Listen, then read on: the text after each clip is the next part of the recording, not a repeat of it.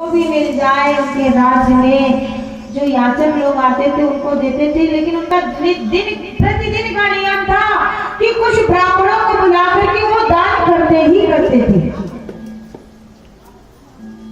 एक दिन क्या हुआ कि एक ब्राह्मण को बहुत सारी गौएं दान करी और सींग में सोना मड़वा करके दान करी। पहले ब्राह्मण को दान किया और वो लेकर के चला गया। धोखे से उस ब्राह्मण की गाय राजा की गायों में मिल गई और दूसरा ब्राह्मण आया। राजा नृग ने क्या किया कि फिर 10,000 गाय दूसरे ब्राह्मण को दान कर दी। अब क्या हुआ, जब दूसरा ब्राह्मण गाय लेकर के चलने लगा तो पहले वाला ब्राह्मण आ गया, कहने लगा कि ये गाय मेरी है। उसने कहा नहीं, राजा ने अभी अभी मुझे दान किया है। पर पहले वाले ने कहा नहीं, पहले मुझे दान किया था।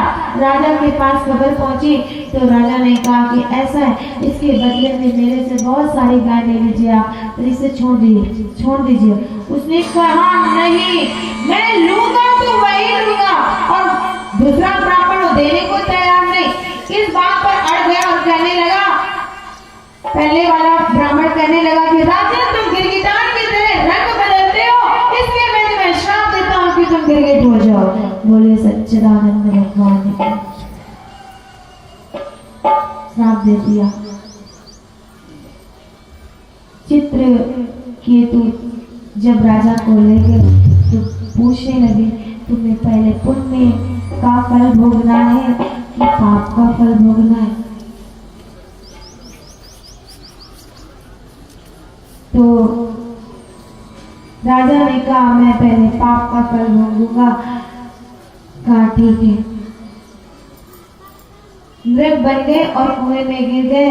कुएं में बहुत समय तक पड़े रहे। एक दिन क्या हुआ, भगवान की संतानें घूमते घूमते वन में पहुंचे, उन्हें प्यास लगी और उसी कुएं के पास पहुंचे। सोचा चलो मैं जल पीता हूँ। तो क्या देखा कि वहाँ बहुत बड़ा गिरगिटार खड़ा हुआ है। तो दौड़े गए और भगवान को बुला लाए और भगवान आए, नृग का उद्धार किया। सुंदर से दिव्य देह को प्राप्त हुआ और अपने पुत्रों को भी नृग के बहाने से अपने पुत्रों को भी शिक्षा देने लगे कि कभी भी ब्राह्मणों का अपराध नहीं करना चाहिए। चोरी से जो धन लेता है उसको कभी भी शांति नहीं मिल सकती है। और अनजान में भी अगर चला जाता है ब्राह्मणों का धन तो उसे कोई बचा नहीं सकता है। इसलिए ब्राह्मणों के साथ कभी दुर्व्यवहार ना करें। अपने पुत्रों को शिक्षा दी और राजा नृग का उद्धार किया। दिव्य देह को धारण करके वैकुंठ लोक चले गए। पौंड्रक राजा है, भगवान के स्वरूप को जैसे भगवान रहते हैं, सुदर्शन चक्र धारण करते हैं, शंख लेते हैं, गदा लेते हैं, पीतांबर धारण करते हैं, मोर पंख लगाते हैं, ऐसे उसने अपना सारा स्वरूप भगवान के जैसा बना लिया। और उसका मित्र था काशीराज। काशीराज कहने लगा कि मित्र तुम ही भगवान हो। तू अपने आप को भगवान समझने लगा। 2 हाथ थे, 2 हाथ लकड़ी में लगवा लिए, 4 हाथ का हो गया और कहने लगा मैं भगवान हूँ।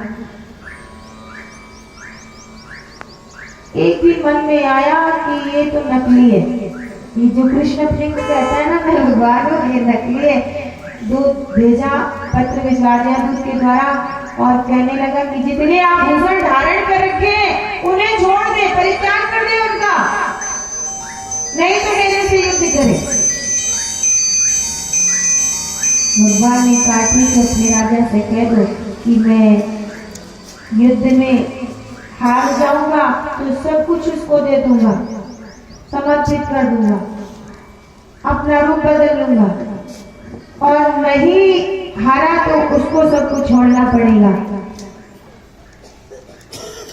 दूत चलाया, संदेशा भेज दिया, भगवान भी अपनी सेना तैयार किए और युद्ध भूमि में आए। अब दोनों लोगों का युद्ध होने लगा। युद्ध होते होते होते जो डुप्लीकेट राजा था, कृष्ण बना हुआ था, भगवान ने देखते देखते युद्ध में उसका अंत कर दिया, और जो उसका मित्र काशी राज था उसका भी भगवान ने उद्धार कर दिया। दोनों ही चले गए। ब्रज यात्रा, बहुत समय हो गया है, गोकुल नहीं गए।